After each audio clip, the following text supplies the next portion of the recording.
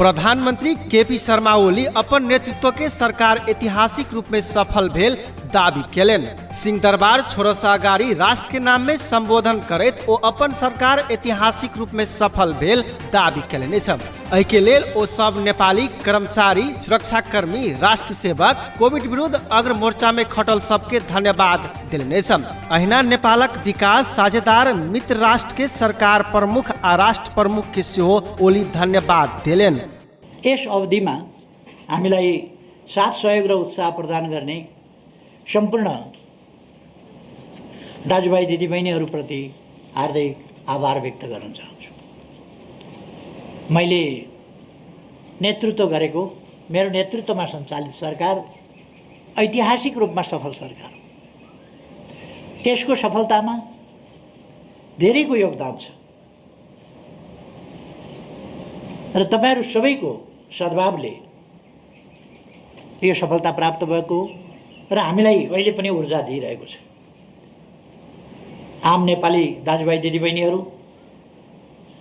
देशभित्र देश बाहिर रहेका सबै राष्ट्र सेवक कर्मचारी साथीहरू, सुरक्षा कर्मीहरू, कोभिड विरुद्धको लडाइँमा अग्रमोर्चामा खटिएका डाक्टर, नर्स, स्वास्थ्यकर्मी अरू तमाम साथीहरू सबैप्रति म हार्दिक धन्यवाद भन्न चाहन्छु। हाम्रो विकास प्रयासमा निरन्तर सहयोग दिने मित्र राष्ट्रहरू र त्यहाँका राष्ट्र प्रमुख, सरकार प्रमुखहरू प्रति पनि म हार्दिक धन्यवाद भन्न चाहन्छु। प्रधानमंत्री ओली सर्वोच्च अदालत जारी केने आदेशक कारण सरकार से बाहर होब पड़ल बतौलनि छल। सिंहदरबार से मंगल दिन राष्ट्र के नाम में संबोधन करैत ओ जनादेश नहीं भक सर्वोच्च के परमादेश कारण सरकार से विदा लेबल लागल बतौलन। सर्वोच्च के संवैधानिक इजलास से प्रतिनिधि सभा विघटन के मुद्दा में सोम दिन फैसला करैत प्रधानमंत्री में शेर बहादुर देउबा के नियुक्त करल लेल परमादेश जारी कैने छल। संविधान के धारा 76 के उपधारा 5 में ओली दावी करल लेल अयोग्य रहल सेहो परमादेश में लिखल गेल छल। एहि दिस उल्लेख करैत मंगल दिन ओली कहलेन जनता के जनादेश से नहीं सर्वोच्च परमादेश से सरकार से विदा ल रहल छी। आज फेरि जनताको जनादेशले होइन, सर्वोच्चको परमादेशले। जनताको जनादेश त मेरो पक्षमा थियो, परमादेश शेरबहादुरजीको पक्षमा भयो। त्यसकारण सर्वोच्चको परमादेशका कारण मैले सरकारको जिम्मेवारीबाट बिदा लिँदैछु। देशक सार्वभौम सत्ता आ राजकीय सत्ता जनता में निहित रहनाइ लोकतंत्र के सबसे बड़का महत्वपूर्ण भेल ओली बतौलन। ओ कहलेन जनादेशक लेल जनता में जाय के व्यवस्था के निरंकुश आ कानून के अपव्याख्या ऊपर आधारित होकर एवं दलीय प्रणाली के आधारभूत संरचना तोड़ कर सरकार बनौने वा बनाव लागल बात के लोकतांत्रिक कह कर करे वाला परिभाषा गलत दिशा दिस धकेल लागल में हम गंभीर आ चिंतित छी। मुलुकको सार्वभौम सत्ता र राजकीय सत्ता जनतामा निहित रहनु लोकतन्त्रको सबैभन्दा महत्त्वपूर्ण पक्ष हो। आवधिक निर्वाचन मार्फत जनताका प्रतिनिधिहरू चयन हुनु र जनप्रतिनिधिहरू मार्फत मुलुकको शासन व्यवस्था सञ्चालित हुनु जनतामा निहित सार्वभौम सत्ता र राजकीय सत्ता प्रकट हुने सबैभन्दा महत्त्वपूर्ण माध्यम हो। त्यसैले निर्वाचनलाई लोकतन्त्रको प्राणवायु मानिन्छ। तर ताजा जनादेशका लागि जनतामा जाने निर्णयलाई निरंकुश र कानुनको अपव्याख्यामाथि आधारित भएर एवं दलीय प्रणालीको आधारभूत संरचना भत्काएर सरकार बन्ने बनाउने कुरालाई लोकतान्त्रिक भनेर गरिने परिभाषाले लोकतान्त्रिक प्रणालीलाई गलत दिशातिर धकेल्न सक्छ भन्ने कुराप्रति हामी गंभीर र चिंतित छौं। सरकार से बाहर भेला पर अपने के कोनो चिंता नहीं रहल ओली बतौलन। अपने पद में रहल बखत ईमानदारी के साथ काज करने दावी कैले थे। सरकार से बाहर होवा पड़ल में चिंता नहीं है। ईमानदारिता के साथ देशक समृद्धि, सुशासन, विकास के ई बात सबके ध्यान में रखत जनता के सेवा सुविधा पुगाव के बात ध्यान में रखत काज कैने छी। विकासक निमित्त नया विजन दैत अगाडि बढ़ल ओली बतौलन। अपन कार्यकाल में देश में चौतरफी विकास भेल ओली दावी कैलन। जनता राहत महसुस केने अछि, ओहि दुआरे हम विदाई प्रति खुशी छी, निश्चिन्त छी, चिन्ता नहि अछि। सरकारबाट बाहिरिनु परेको विषयमा मलाई रत्तिभर चिन्ता छैन।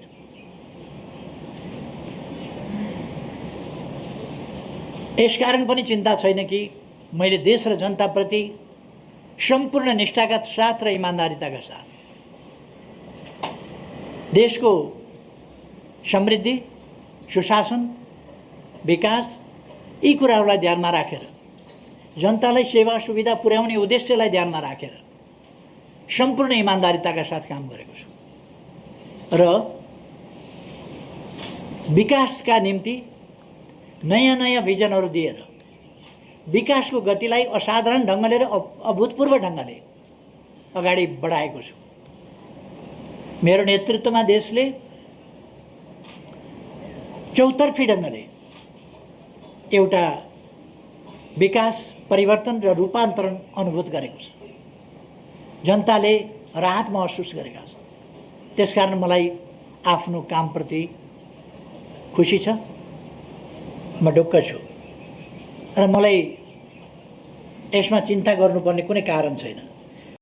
प्रधानमंत्री ओली संविधान के सर्वोच्चता आ विधि के शासन में विश्वास करबाक भेला सा सर्वोच्चक फैसला पालना कहने कहत सर्वोच्च अदालत प्रतिनिधि सभा विघटन मुद्दा में कहने फैसला प्रति असंतुष्टि जनौलेन। सर्वोच्च के फैसला राज्य के मुख्य 3 अंगक बीच संतुलन खलबलाउने कहत ओली ओई के समीक्षा भविष्य में हैत। लोकतंत्र के रक्षा, विकास आ शुद्धिकरण में ई फैसला सहयोगी रहल की असहयोगी, राजनीतिक स्थायित्व के बल पुगौने की क्षति, ऐसा दलीय व्यवस्था मजबूत भेल की कमजोर, समग्र में राजनीति के अग्रगामी दिशा देने की पछाड़ी पठाउने समीक्षा भविष्य में क्याल जात। लोकतन्त्रको रक्षा, विकास र सुदृढीकरणमा यी फैसलाहरू सहयोगी रहे कि असहयोगी, यिनले राजनीतिक स्थायित्वलाई बल पुर्याए कि क्षति, यसबाट दलीय व्यवस्था बलियो भयो कि कमजोर, समग्रमा राजनीतिलाई फैसलाले अग्रगामी दिशा दिए कि पछाडि फर्काए, यसको समीक्षा भविष्यले गर्ने नै छ। समयले आफ्नो कसीमा घोटेर यिनको औचित्यबारे अग्नि परीक्षा लिँदै जानेछ। तर संविधानको सर्वोच्चता र विधिको शासनमा विश्वास गर्ने पार्टीका हैसियतले फैसलाको पालना गर्ने विषयमा पार्टी स्पष्ट रहेको कुरा म जानकारी गराउन चाहन्छु। संविधान के धारा 76 के उपधारा 5 में हुइप नहीं लागल लगायत बारे सर्वोच्च कहने फैसला के लक ओ असंतुष्टि जनौलेन। फैसला के कतेक प्रावधान आ ओहि में प्रयोग भेल भाषा शैली लोकतंत्र प्रति विश्वास राखा वाला सबके चिंतित बनौने ओली के कथन छ। फैसलाका कतिपय प्रावधान र यसमा प्रयुक्त भाषा शैलीले लोकतन्त्र प्रति विश्वास राख्ने सबैलाई अत्यन्तै चिन्तित तुल्याएको छ। अदालत के ई फैसलाक असर सब आगामी दिन में देखबाक ओ बतौलेन। राष्ट्रीय सार्वभौम सत्ता आ स्वाधीनता के वास्तविक अर्थ में सबल बनाकर जाय परबाक बखत राजनीतिक में विपरीत दिशा में लाभक खोजने कहत बाकी अवधि सांसद चले हमर शुभकामना अछि। समय में निर्वाचन होय मुदा समय में निर्वाचन हेत तै में हमरा शंका अछि ओ कहलेन। स्वाधीनतालाई वास्तविक अर्थमा सबल बनाउँदै जानुपर्ने त्यो आवश्यकता थियो, तर त्यस्तो हुन सकेन।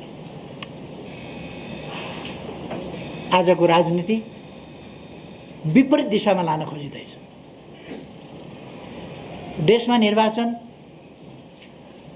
बाँकी अवधि संसद चलोस्, मेरो शुभकामना छ।